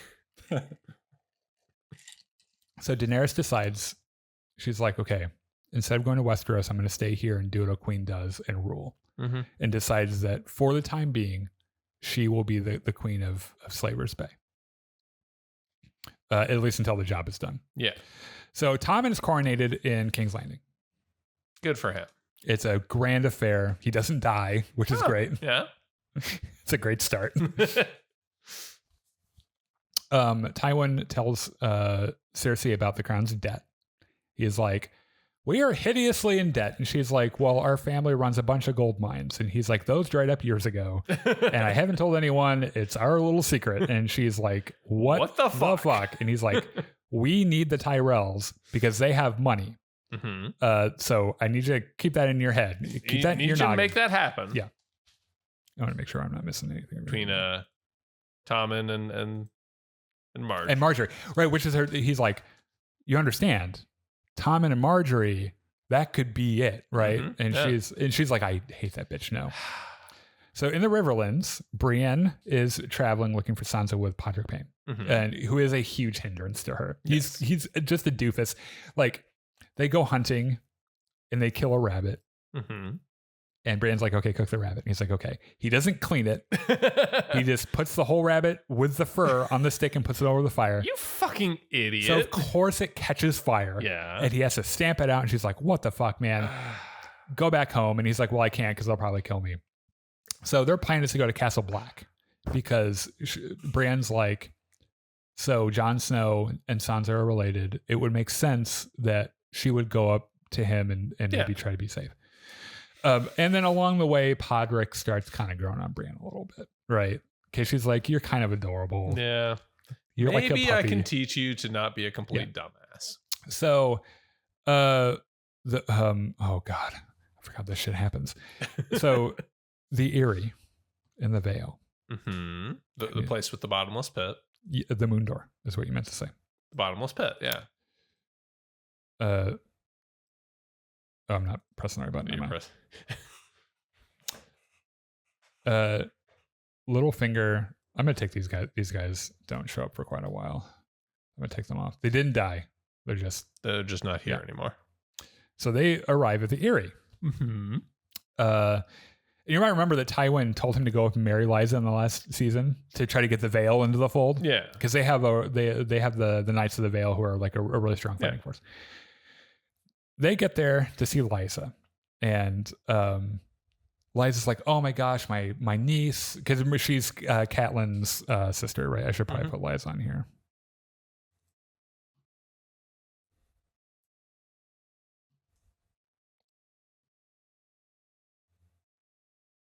And she's like, "Oh my gosh!" So in private, Peter and Lysa get together and immediately just like start making out. Yeah. And it turns out that Littlefinger and Lysa have been fucking for years. Oh. And what's a twist?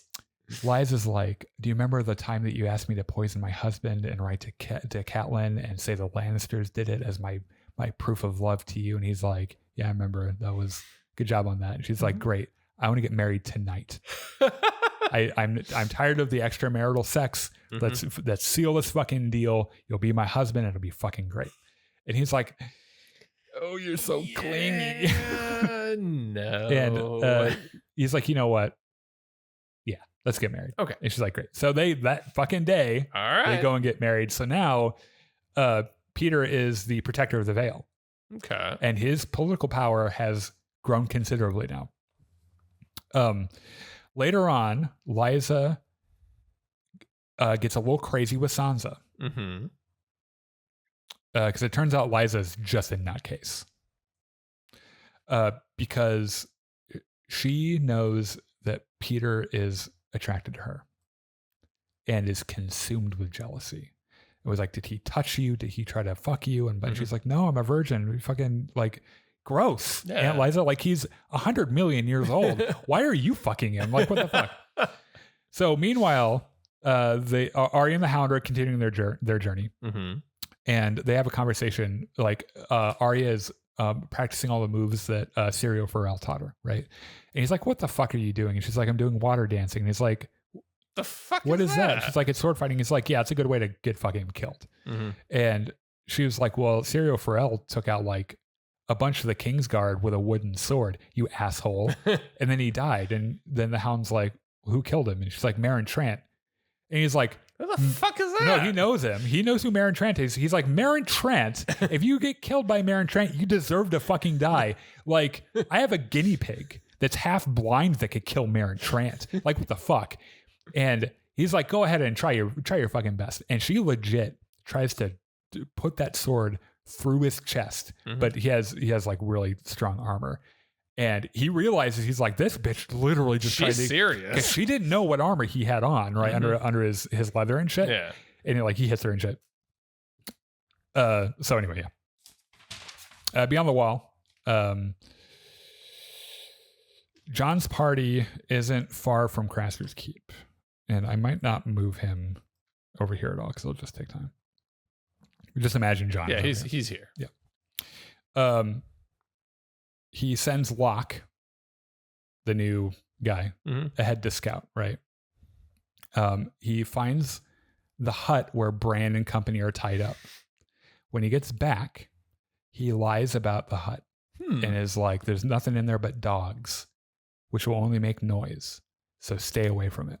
And so John's like, "The good idea. Here's the plan.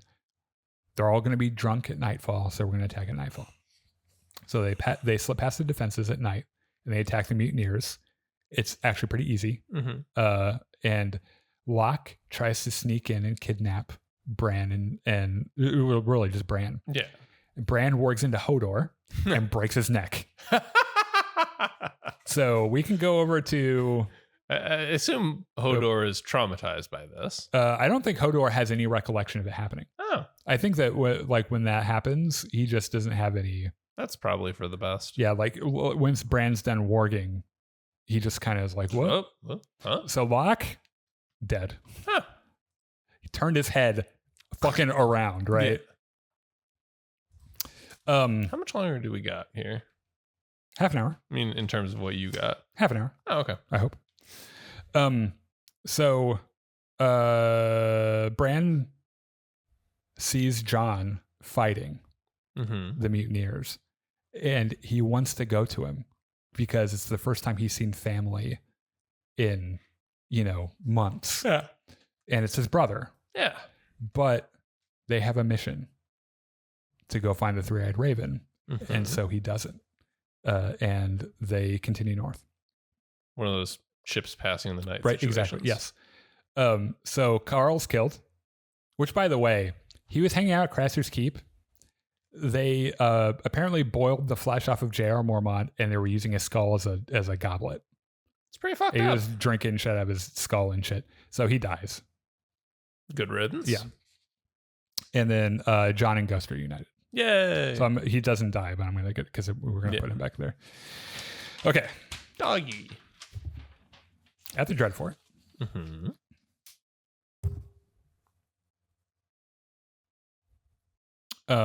I should. I think I missed this in my notes somewhere. Remember that Ramses sent Theon's dick to his father. Yes. And Yara was, he didn't care. Yara's like, "I'm going to go fucking kill that guy." So she shows up with a bunch of Ironborn. Like, "Sup, bitch?" It's like a fucking squad of pretty good fighters, right? Yeah. She leads a rescue mission to get Theon. They make it in to Theon, who is sleeping in the dog kennels. That's where he sleeps, in the dog kennels with the dogs. Yeah. It's fucking disgusting. Theon refuses to go. And she's like, "Theon, we got to go." And he's like, "My name's not Theon, I'm Reek." And Ramsay's alerted to what's happening, and Yara's time's running short. So she's like, "Motherfucker, I'll just drag you out of here." Fine. Grabs him to pull him out, and he bites her and cowers in the kennel. And Yara's like, "Okay then." All right. And she leaves, and she tells the men waiting for them at the boat, she's like, "Theon Greyjoy is dead." Like, I don't know who the fuck that was, but like, Theon's gone. As a reward, Ramsay gives Theon a hot bath, which to him at this point is this giant luxury. Yeah. And Ramsay tells him about a mission he needs him to go on. And he's like, I need you to pretend you're something that you're not. And he's like, what's that? And he's like, Theon Greyjoy. And he's like, okay. So in Braavos, Davos and Stannis meet with the Iron Bank. Okay. They're like, we'd like a loan. And they're like, no. You lost your entire fleet. No. And so Davos makes this rousing speech. He pulls off one of his gloves. All of his fingers have been chopped off. And he's like, fucking Stannis caught me smuggling. He took all my fingers as retribution and then made me his hand. Actually, now thinking of the irony of that. Yeah. He's a fair man, and we know that Tywin Lannister is in debt to you. If we take over, like if we take power in Westeros, we'll get you that money back. And so they're like, okay, yeah. Actually, that makes sense. Seems fair. Yeah. So here's some money. Yeah. And so, Davos and Stannis are like, well, let's go shopping for an army. Yeah. So in Marine, all the fucking way over here. One sunny day, a goat herd and his son and their goats are hanging out on this cliff. And they're like, isn't this such a great day? And the kid's like playing with the goats and shit. And he looks over the edge of the cliff and sees a dragon just come up. And look at the goats and burns the whole goat herd and eats all the goats. Not the kid. The kid survives. Yeah. So that goat herd travels to Marine and appears before Daenerys. So excuse me, your dragon kind of ate my livelihood. Yeah. The thing about that, he assumed that he was being punished by Daenerys, and she's like, "No, my dragons are just fucking crazy. I'm so sorry." And so, like, she's like, "We'll pay you back like threefold. Like, we'll give you 3 times as many goats. I'm so sorry. My kids are fucking psycho." And he's like, "That has gone a lot better than I thought it would. Thank you so much." So this other guy shows up. His name's Hizdar. And he's like, my dad was one of the slave owners that you crucified. And she's like, sucks to be him, doesn't it? Shouldn't have owned slaves, dickhead. And he's like, I want to take my father's body down and bury it. Because they're still out there riding on these fucking crosses, right? And she's like, nah. I don't think we'll do that. And he's like, my father spoke out against the crucifixion of those kids, by the way. And did he own slaves? Yeah. But Dany's like, okay, since he spoke out, no one else, you can bury your father. So she lets him. Tyrion's trial begins. Tommen immediately recuses himself and appoints his father Tywin as head judge. That can't possibly end well. Yeah. You would think that this is a massive conflict of interest, by the way. Yeah. So it's Tywin, Oberyn, and then Mace Tyrell, who's not on here, are the judges. And so they have witnesses. They get Meryn Trant up there. And he's like, oh yeah, this one time Tyrion slapped Joffrey, which is so true. He fucking bailed him, right? Grand Maester Pycelle's like, I had this poison missing, and it was probably Tyrion who took it. Cersei gets up there and is like, my brother sucks. Varys gets up there and is like, I mean, yeah, he hated Joffrey. I mean, this is how it was. The court has a recess. Okay. Jaime meets with Tywin, and he's like, if you let Tyrion join the Night's Watch and let him live, I will quit the King's Guard and become the family heir. And Tywin's like, done. No thought at all. He's like, you have Tyrion confess. That's exactly what we will do. And he's like, great. So he tells Tyrion, he's like, all you got to do, keep your fucking cool. Confess. You can go be part of the Night's Watch. You like it up there anyway. Yeah. Go hang out with Jon Snow. Like it's great. Yeah. And Tyrion's like, okay, then. Okay. Court resumes. And they have one final witness. Oh. And it's Shay. Drama. And she gives this false testimony about how she overheard Tyrion and Sansa plotting to kill Joffrey and all this other stuff. And it just breaks Tyrion because he's in love. They're in love with each other. Yeah. It just breaks him. And he loses his shit. And he's like, I'm going to confess. I confessed I saved the fucking city from Stannis. I confess to being a dwarf, which apparently really fucking offends all you motherfuckers.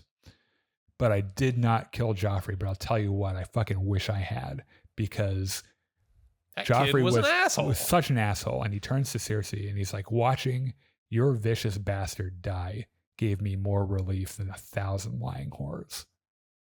And everyone's like, shit, dude. And so Tywin's like, guilty. You're going to be executed. Fuck him.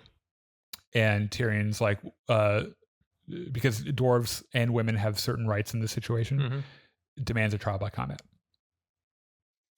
Jaime visits Tyrion in prison. He can't be his champion because no sword hand. Right. Bronn visits him and he's like, I'm not going to be your champion. And he's like, dude, why? You did in the Vale. Yeah. Like that one time he's like, the crown's champion is the mountain. And Tyrion's like, oh. Okay. Like, I'm still mad at you, but I kind of get it. So Oberyn shows up unannounced. Shows up just to visit, right? And he's like, did I ever tell you about the story of when I met you? And Tyrion's like, no. We met each other? Yeah. And he's like, yeah, I met you when you were an infant. We sailed over from Dorne, and the whole way we'd heard about this monster that killed Tywin's wife, this baby monster that she gave birth to, and it killed her, and it had a tail and all this other shit. And so we got there, and I kept asking Cersei, I want to see the monster. And she kept putting it off. And then finally I was like, Cersei, show me the fucking monster. And so they brought me before you, and she showed me to you. I got to see you. Yeah. And Cersei was like, this is the monster that killed my mother. And I looked down at you, and you looked a little weird. Yeah. But there was no tail. Yeah, you're just a fucking baby. You were just a little pink baby. And Cersei grabbed your cock so hard, I thought she was going to pull it off just to torture him. And it's just the weirdest fucking thing, because you were just a normal dude. Just normal, like, sure. Like, kind of a weird looking baby, not a monster at all. And there's this swell in the music, and he stands up and he's like, I'll be your fucking champion. And Tyrion's like, why? Great story, but why? And he's like, I just really want to kill the mountain. He's like, I'm in King's Landing to get justice for my sister and her children. And so I'm going to do this for you. I am not leaving until I have justice. And so Tyrion's like, dude, the Red Viper of Dorne is going to fucking fight for me. That's pretty cool. All right, cool. Yeah. In Marine, Daenerys and Dario hook up. Jorah doesn't like that because he's in love with Daenerys, but he's in the friend zone. Yeah. She sends Dario to retake young Kai, which is over here. Down there, yeah. And appoints his Dar as an ambassador to the slave owners. And she's like, send them a message. You got a choice. You can live free in the new world that I've made, or you can die clinging to the old one. Make your fucking choice. So in Dragonstone,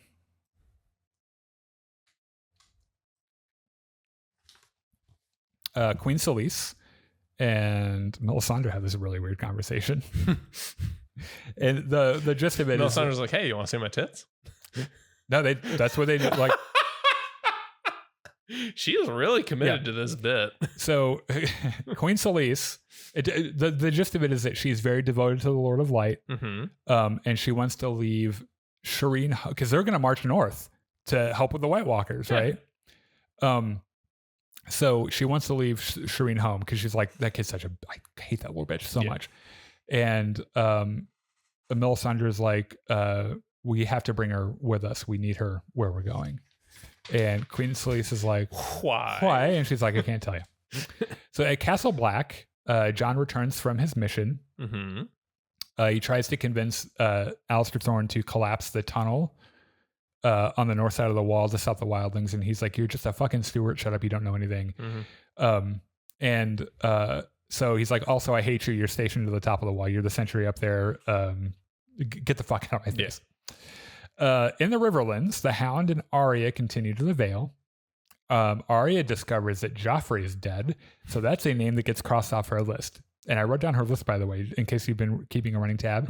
Joffrey, Cersei, Walder Frey, Meryn Trant, Tywin Lannister, Melisandre for taking Gendry, Beric Dondarrion and Thoros of Myr for selling Gendry, Ilyn Payne, who is the executioner that killed her father, the Mountain, and the Hound. Okay. They're attacked by bandits, by the way. The Hound is injured, and Arya suggests that they cauterize the wound, and he refuses and tells her the story about how his brother burned her face and shit. And she's like, "Well, let me clean it and fucking sew it up." And he's like, "Okay." So Bran and Pod stop for a meal at an inn.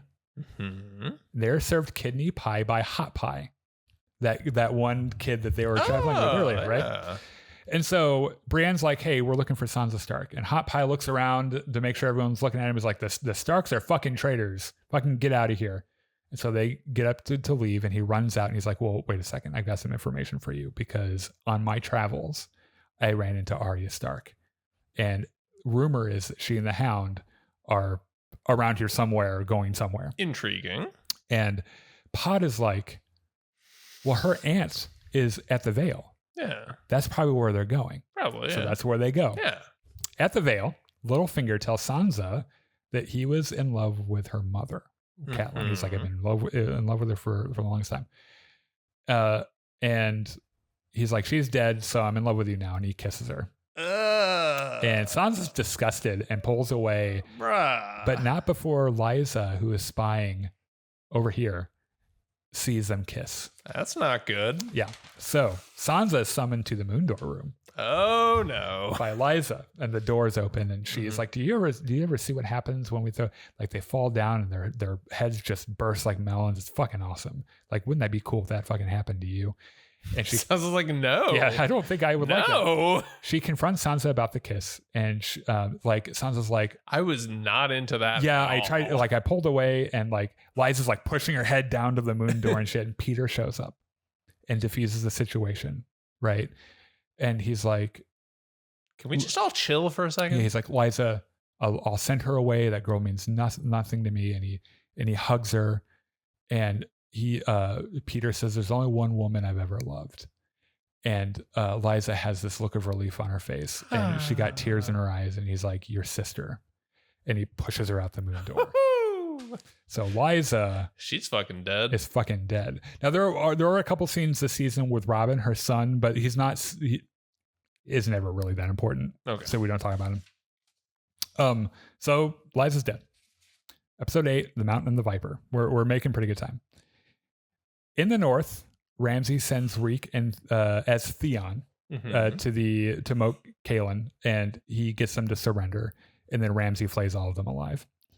And then so Ramsay's father, Roose, legitimizes him as his firstborn son. So now he's Ramsay Bolton. Yeah. Not sure I agree with your methods, but you get results. Yeah. And so they go to Winterfell, which is in ruins, and they're like, "We'll fucking rebuild it." Yeah. The wildlings attack Molestown. Ygritte finds Gilly and the baby, but doesn't kill them and pretends not to see them. At the wall, the news of that attack reaches the Men of the Night's Watch. Sam is freaking the fuck out because he assumes Gilly and the baby are dead. And they're like, if they hit Molestown, Castle Black is next. In Marine, Grey Worm and Missandei are starting to like each other a little bit, right? And also Daenerys and Missandei are becoming friends. And so like Missandei is like, "Oh, there's this guy in the Unsullied army. It's, like Grey Worm, the commander. And like, he's kind of hot. And I showed him my boobies earlier when I was taking a bath in the river. And if he had a dick, he would have gotten a boner. And Daenerys is like, "Explain this to me. Do they have dicks and not balls?" or the other way around, or not any of it. And she's like, they're like Ken dolls. But actually, so that's canonically how they are in the books. In the show, apparently, they canonically have penises. Oh, so. okay. Barris and Selmy gets a scroll from King's Landing, which is an order from the king releasing Jorah from his spying duties. Oh. Which he has not been spying for King's Landing since he really devoted himself to Daenerys, but was spying on her for a little bit. Yeah. He confronts Jorah about it. And he's like, this is how it was. I was a spy. And then I started to believe, just let me talk to her alone. And Barristan goes, you'll never talk to her alone again. And he takes Jorah before Daenerys, explains what happens, and Daenerys exiles Jorah. Oh. And she's like, if you're not out of the city by sunup, I'm taking your head. And he tries to plead and he tries to beg, but she's so upset over the betrayal, she just exiles him. Mm-hmm. At the Vale, a tribunal meets to discuss Lysa's death. They question Littlefinger, who's like, come on, that bitch was crazy. Like, we all knew she'd probably jump out the moon door anyway. Is anyone really surprised? And they question Sansa, and she supports Littlefinger's account. That bitch was pretty crazy. But also, Sansa's starting to learn to play the game a little bit about where's your best chance at surviving, right? Yeah. Right now, it happens to be Littlefinger. The Hound and Arya arrive at the Bloody Gate at the Vale. And the guard is like, what the fuck are you guys doing here? And he's like, this is Arya Stark. I'm here to give her to her Aunt Lysa. And the guard's like, Lysa's dead. And the Hound is like, fuck, what? And I swear to God, Chris, Arya's standing there just kind of dumbstruck, looks up at the Hound, and then just starts laughing. Just like full belly laughing. And that's how the scene ends, just with her laughing, right? Good job, Arya. Okay, in King's Landing, Jaime and Tyrion meet before the trial by the trial by combat. And I'm telling you this because it was a really goofy thing. At this point Tyrion tells him about this cousin that they had who was an idiot, like probably mentally disabled, who would crush bugs like constantly, and his name was Orson. And it turns out that this is not from the book. At this point in the show, Orson Scott Card, the author of Ender's Game, gave Game of Thrones a really bad review. And so the writers made a character named Orson who was an idiot who crushed bugs. So the trial starts. And Chris, I don't know. You actually showed me this episode. I know, I understand, but it's not just for us. I don't think that I can bring this justice. So we're going to watch a couple minutes of this and we're going to talk over it so I don't get hit by anything. Yeah. And in fact, I'm going to mute the desktop audio so you won't be able to hear it.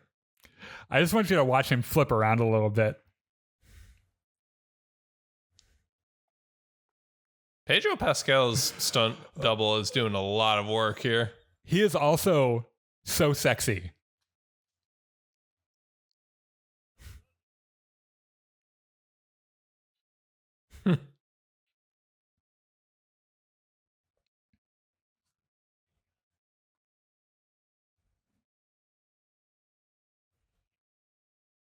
For you.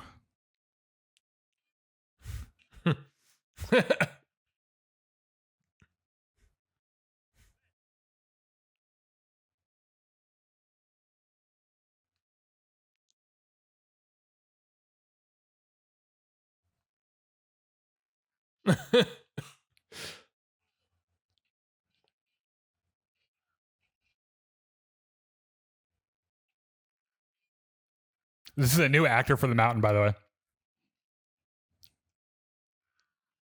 You killed her children.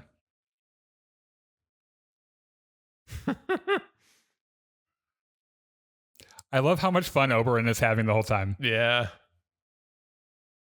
Jamie's like, shit, that guy can fight.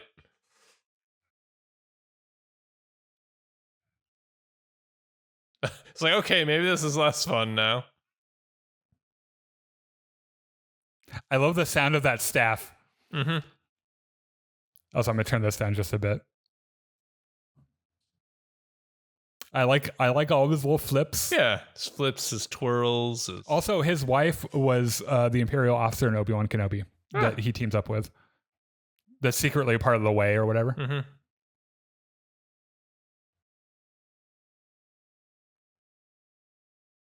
Ooh.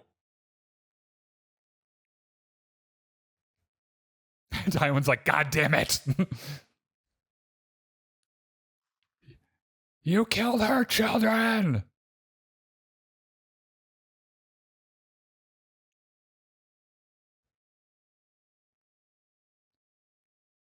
Dude liked his sister a lot, by the way. Yeah. All right, so I'm going to stop it here. Because I've told you that there are a couple of moments in Game of Thrones that I pretend didn't actually happen. Yeah, and people what happens next is very disturbing. Yeah, so the mountain dies. Mm-hmm. Mostly. Kind of.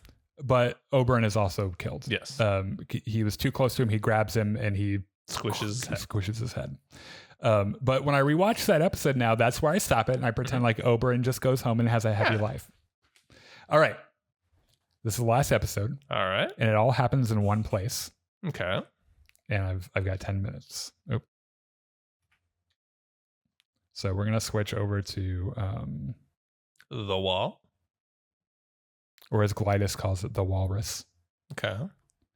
We need to put Ghost on here. Because Ghost has been reunited with John. And it feels so good. Yeah. John has his doggy again. Okay. The Night's Watch is prepping for an imminent attack. Mm-hmm. John patrols the top. He's up here on the top of the wall with Sam. Mm-hmm. Because they're buddies. Yeah. Ygritte and her party prepares for the attack. And as they're talking around a little fire, you see a figure kind of walk past them and sneak past them. Oh. And it ends up being Gilly. Oh. Who shows up and is like, let me the fuck in, please. I would like to be here and not out there. Yes. So they let her in. So Sam meets her at the door, which is really funny because the guy at the door wasn't going to let her in. He's like, oh, I have orders not. And Sam, who like never curses or anything, walks in and he's like, open the fucking door. And so they open the door and then Sam, hey, geez. Yeah. And then Sam goes, from now on, wherever you go, I'm going to go to. And then on cue, there are 2 horn blasts, which means wildling attack. Yeah. So John looks out over the wall and like a huge part of this forest is on fire because you'll remember that Mance Rayder said, you'll know the time to attack will be when I light the biggest fire the North has ever seen. Mm-hmm. And so like the whole forest is on fire. So they're like, oh, that's bad. Yeah. So, Thorne, there's this moment where like Alistair Thorne comes up here and was like, not gonna lie, I probably should have listened to you. Yeah. But this is what leadership is that you have every clever cunt telling you what to do and you have to make the best decision you think best. So go ahead and take your fucking victory dance on this if you want, but I still think I made the right call. So Sam hides Gilly and the baby in a storage room. Mm-hmm. And they have their first kiss. Oh, so I think they're officially now like kind of together, which by the way is illegal, but that's okay. So a massive wildling army comes out of the forest, including a couple of giants riding on mammoths. So Ygritte and Tormund attack Castle Black from the south side of the wall. We're going to take her up here because she's kind of just hanging out. Yeah. She's in a storage room. So Tormund, Ygritte, the one Than guy, I'm not going to put him on here. Mm-hmm. Okay. So they attack with a band of wildlings attack. And up here, this asshole's up here too, Slint. They're like, oh my God, they're breaching the walls. We don't have enough men down there. And Thorne's like, okay, I'm going to go down there because I'm experienced. I'm going to go down there and help them fight. Mm-hmm. Slint, you're in charge. And so Thorn goes down, gives a good speech, right? And gets the boys rallied, and the wildlings breach Castle Black, and Thorn fucking leads the charge. Now, this dude is a huge cunt, but he's very brave, and the dude knows how to fight. And it's like him in the front with his sword and everything. He's a son of a bitch, but he's our son of a bitch. So he leads the charge. So on the north side, 2 giants walk up to the gate. And by the way, Slint is an idiot, doesn't know what to do. And John's like, bro, you got to do something. Like, there are giants down there. And I swear to God, this is a line from the show. Slint looks down, he's like, giants don't exist. And he's like, they're right there. What the fuck is wrong with you? And one of the guys comes up and is like, Slint, they need you down there. It's a lie, but he's like, they need you down there. He's like, oh, great idea. I'm going to go down there. Bye. Yeah. And so he leaves John in charge. And so John's like, well, shoot the giants, okay. I guess. He gives so the wall on this side has like 3 big defenses, by the way. They have a bank of archers. They have these giant scythes built into the wall that you can release. And they just swing across the wall and cut people who are trying to scale the wall. Yeah. And they have giant barrels of oil that they can drop on people and set on fire. So the Night's Watch are taking heavy casualties on the ground. And Pip is one of them. He dies. Oh. He gets shot through the throat with an arrow and dies in Sam's arms. It's really sad. Slint hides in the same room that Gilly's in. That's where he goes. Thorn is injured and has to retreat. The brothers on the wall are successfully repelling most of the wildling attack. But one of the giants makes it through with his bare hands, opens the gate himself, and gets under. Oh. So John sends his friend Gren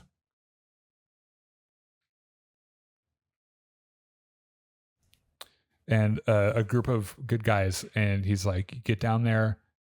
That giant doesn't make it past the inner gate. I don't care what it takes. That giant cannot make it past the inner gate. And so he sends him into the tunnel.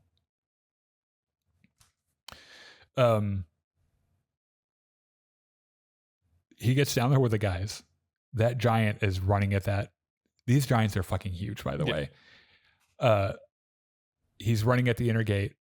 Like, one of the Night's Watch guys goes to run, and he grabs him, and he's like, stop being a pussy. And they like recite their oath to the Night's Watch and shit, and they draw their swords and they stand their ground. So Sam gets to the top of the wall. And it's like they need more men on the ground. And John's like, okay, I'm going down there, but you need to let my wolf go, who's like hanging out in his like little room. He's like, go free Ghost. Like, he will fuck some of this up. So he gets down there, he starts to fight. Sam lets Ghost out and is like, can you go kill some people? And Ghost is like, I've got this. Never asked. And so he starts pulling wildlings down and like just ripping them apart, right? And they're all like, oh my gosh, the fucking dire wolf. What the fuck? John's fighting, he encounters Egret. Like, fuck. And she's holding him at bow point, and he smiles at her. They're in love with each other, right? And she hesitates, and she's shot through the heart by an arrow, and he looks up, and it's Ollie, who found a bow and shot her, and she dies in his arms. Okay, like, good move on the one hand, maybe not the best timing. Yeah. So Ed, this handsome motherfucker, is in command of the wall. They drop the scythe, and then the wildling force appears to withdraw, right? The Night's Watch regain control of Castle Black and have taken heavy losses, and Tormund is a prisoner now. Okay. The following morning, they regroup and prepare for the next attack, because it turns out Mance was clearly testing their defensive capabilities. Yeah. And he still outnumbers them like 1,000 to 1. So like, he just wanted to see like if they attacked, what would happen and shit. So like the next night, Mance will just send 10 giants, and then that'll get the job done. Yeah. Right. So They go into the tunnel and they find Gren's body, along with all of the other men of the Night's Watch. All of them died. And there's also the corpse of a giant down there. So it was like 6 of these guys versus a giant. Everyone died, but the giant did not make it through the inner gate, which was kind of a big deal. So he's dead. So, John turns to Sam and he's like, collect all the dead, make sure we burn their bodies. We can't have them turn into White Walkers. I've got to do something. And Sam's like, what are you going to do? And he's like, I'm going to go talk to Mance Rayder. And Sam's like, bro, you understand, like, he's going to kill you. And he's like, not if I kill him first. Like, I'll go treat with him. Maybe I can get a thing like if I can stab him or something. Yeah. And they'll probably kill me. But if I kill Mance, the whole thing falls apart because he's holding all these tribes together and shit, right? And so the last shot of the season is John walking out the outer gate, walking into the forest toward Mance's camp. And that's the end. Okay. Big events this season. Yeah. Joffrey dies. Yep. Which is so much fun. Oh, so satisfying.